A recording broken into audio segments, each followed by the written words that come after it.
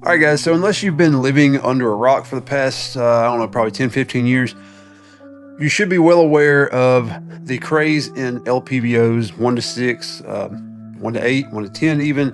They started out with like 1 to 4s or 1.5 to 4.5, something like that. But over the past years, there's definitely been an increase in production and new models and designs of LPVOs. I think it was SIG came out with their newest one. It's like $4,000. The MSRP is like $6,000, and street price will probably be like $3,000 to $4,000 for like a 1 to 8 or whatever it is, which to me is kind of ridiculous. I don't think really 99.9% of us need to be spending that much money on a scope for a rifle. I don't care if it's a self-defense rifle or even a duty rifle.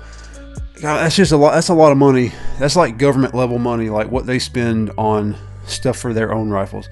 So anyway, it's just crazy that things can get that expensive. But back to the main topic. LPVOs are what everybody wants on their rifle. They want to have a do-it-all. They want to have a CQB to 600-yard rifle. They want to be able to do everything with one rifle. And I've even tried it. I've made videos with different LPVOs on rifles. Tried it out with top dots, all that stuff. And I'm just going to kind of take a few minutes today to tell you why I don't really like LPVOs.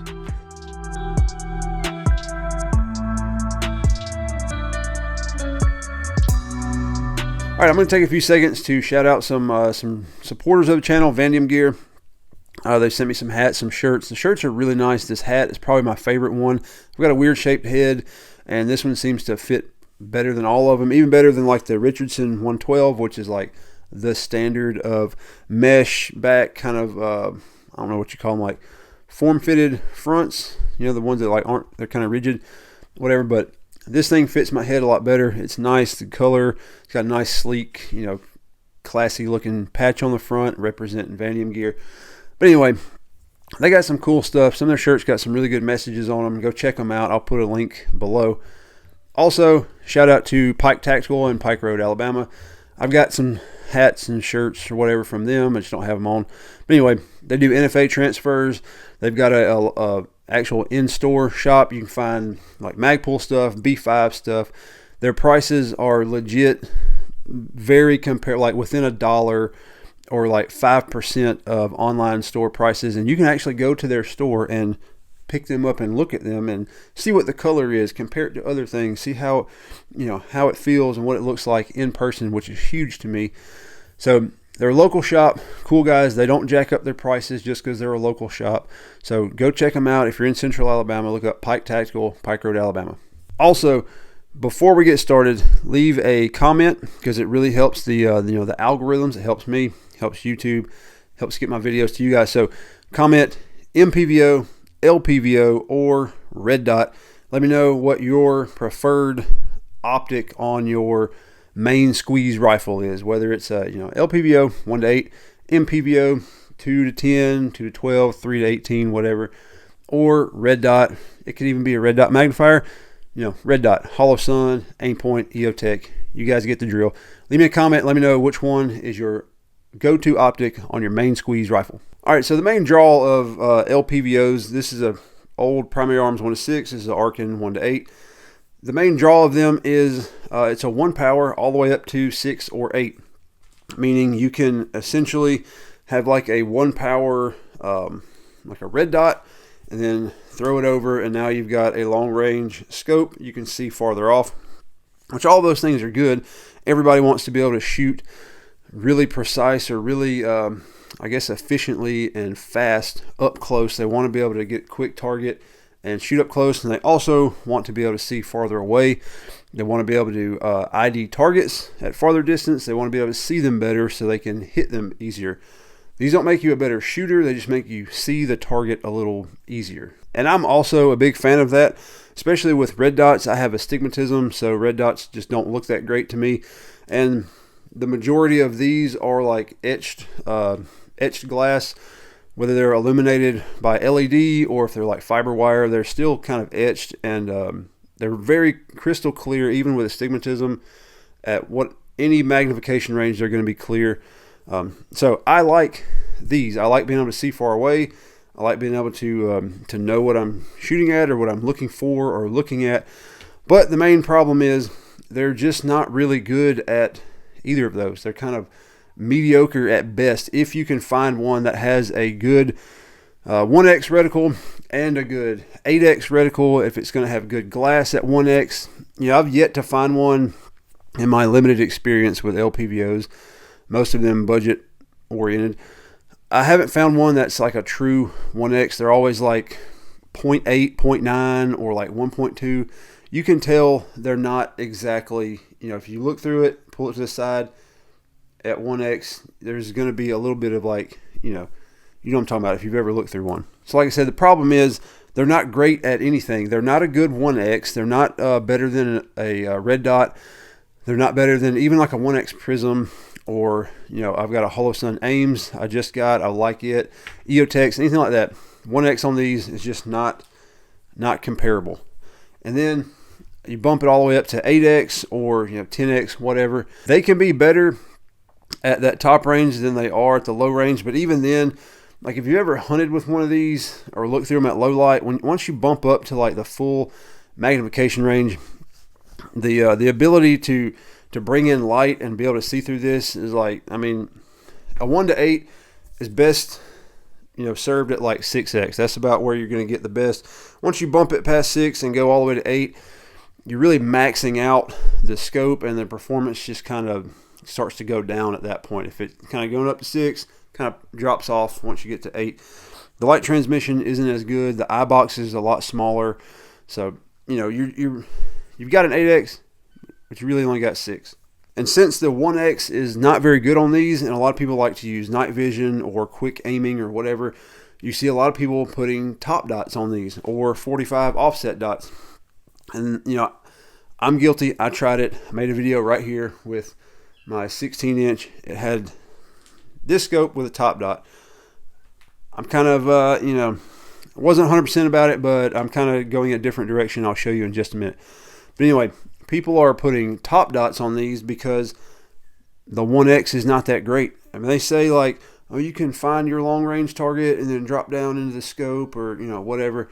That might be a thing. I'm not that well into that kind of stuff, so I don't know. But in my experience, shooting with the top dot, even it puts it so high, it's hard to shoot. Like your design, you put it up there to shoot close range, and now you've got something that's super duper high. Your holdovers like this, it's like 3.5 inches, so it's even harder to shoot at close range with it. And it's really small, and when you bring the gun up, it's just not very intuitive to put the buttstock right here, like barely even on, like floating, and now you're trying to find a little bitty pistol red dot in there. It kind of defeats the purpose of needing a up close optic. And I will say I've had better luck with second focal plane as far as good reticles on 1x. This one is second focal plane, which it means the reticle stays the same, so you can really make like a good 1x reticle. This has like the horseshoe, so all your lines are going to be like maximum size at all magnification ranges.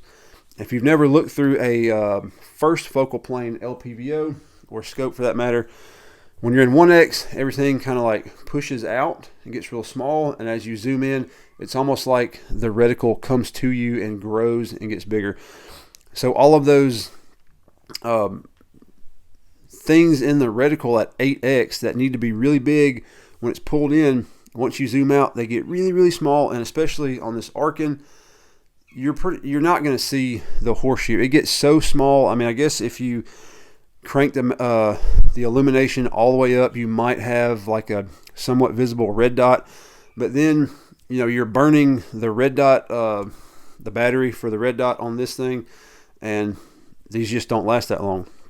You can get like the red dot bright ones, the fiber wire ones, which probably be a little bit better, but this, I just never had good luck with this reticle. It has that big horseshoe, kind of like an EOTech or an Ames or something like that, but it's way bigger than like a 65 MOA. I don't know what it is, but to me it's just so big that it's not really useful. It's just in the way because it's not small enough to like make like a precise up close shot with, and it just serves no purpose. To me, it's too big. It doesn't really do anything.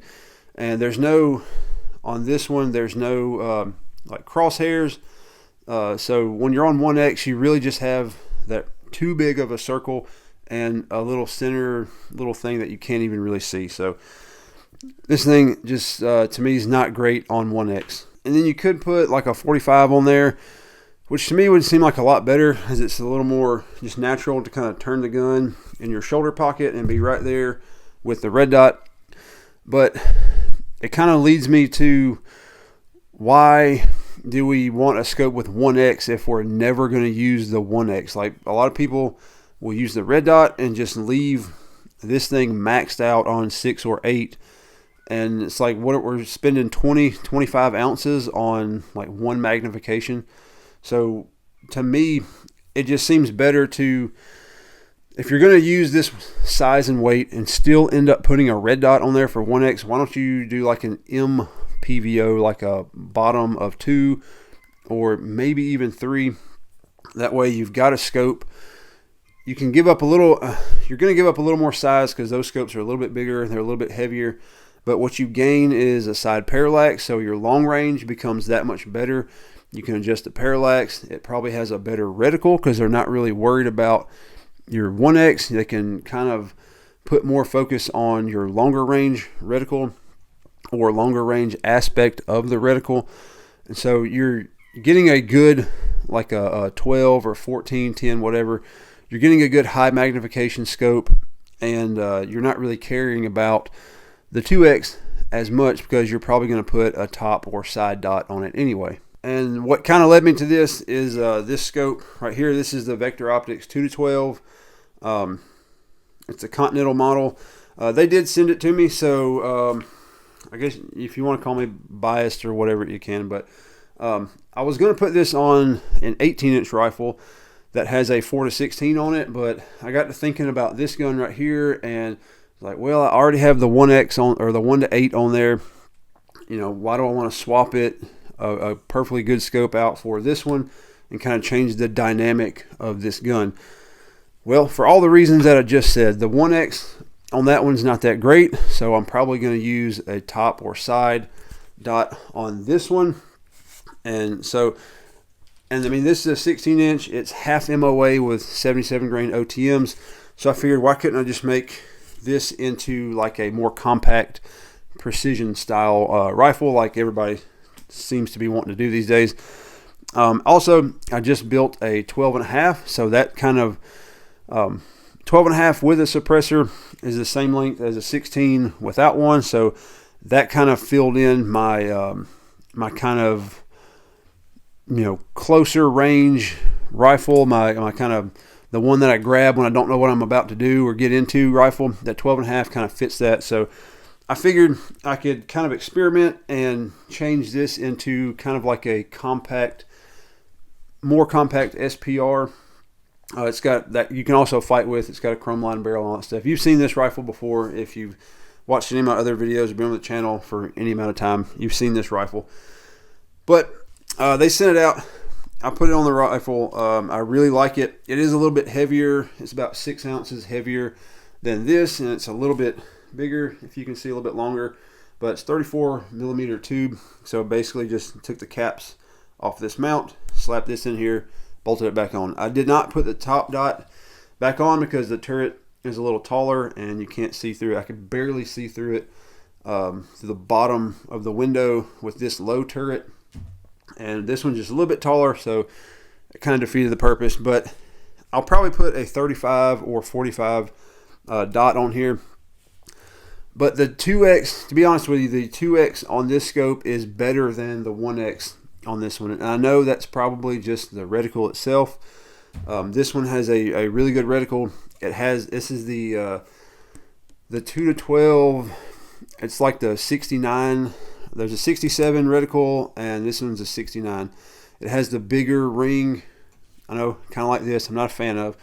But this one is bigger, so it's kind of out of the way. It's more on the edge. But it also has the bottom and the side kind of hashes or whatever, crosshairs.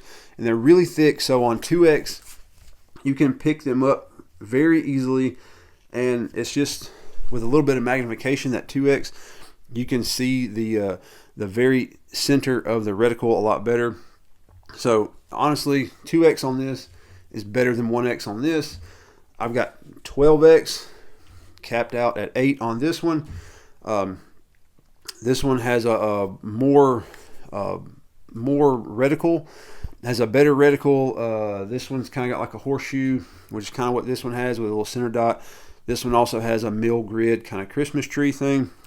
So I just figured I would play around with it, and it actually, I like it. This gives me way more, and I know everybody says this gives me way more capability in a weapons platform system, but I feel like I can do more with this rifle.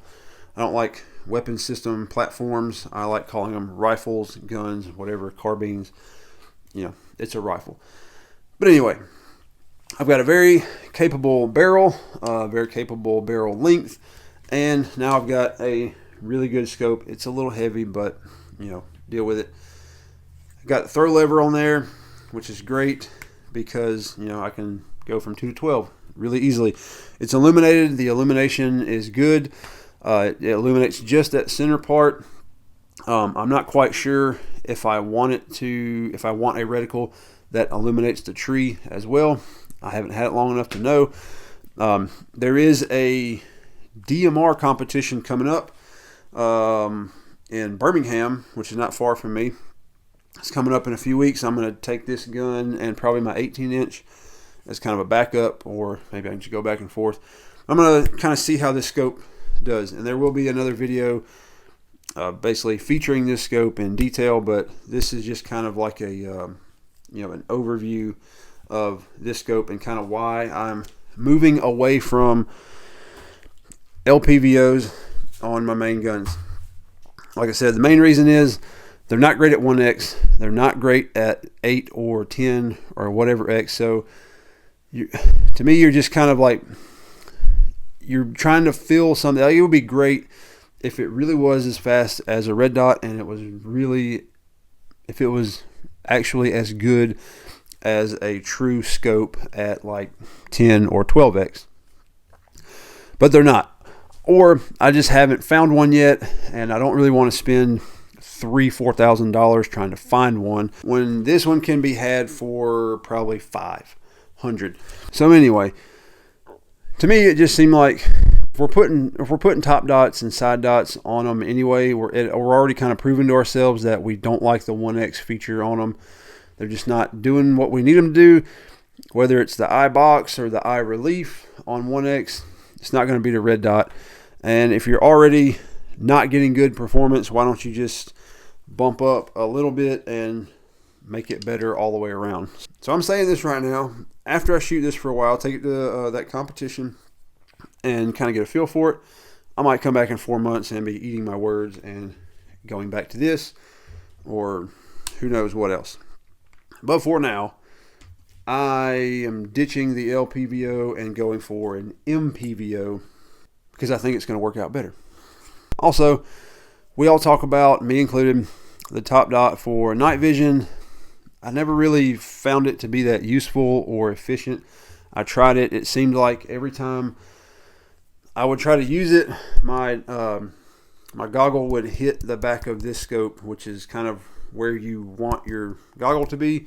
The big bell or rear end of this scope is right there. So I would have to like pull my head really far back, kind of awkwardly, to keep it away from this. And I just didn't want, you know, an expensive scope and a really expensive night vision bumping into each other like that, just for, you know, a little bit of night vision capability.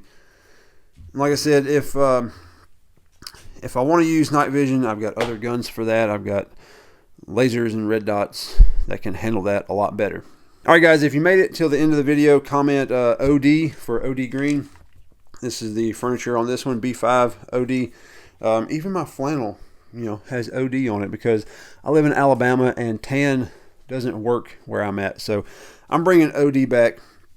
I'm stealing that from XXL Dude, the commenting the color. But on my video, comment OD. Let me know you made it till the end. That's all I got, guys. Be on the lookout for a video on this scope right here. I'll also try to get some footage from the competition. I'm like 95% sure I'm going. I want to go. I haven't signed up yet, but I really want to take part in that and see if I'm any good or see where I need to get better at. But anyway, thank you guys for watching. Get in the gym, get yourself stronger physically, get in the Word, get yourself stronger spiritually. God bless y'all. We'll see y'all next time.